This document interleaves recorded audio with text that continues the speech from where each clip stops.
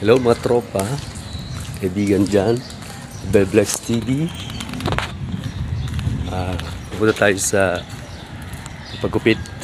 Mahaba na kasi ang hair natin. Let's go! Mga tropa,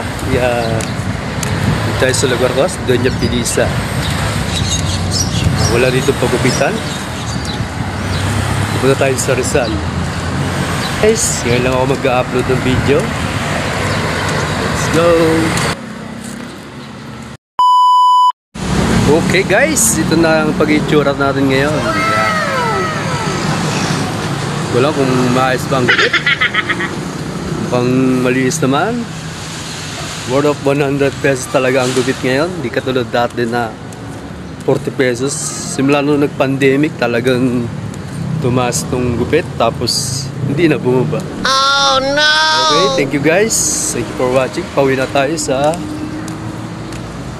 ating lugar dito sa Doña Pilisa. Maraming salamat.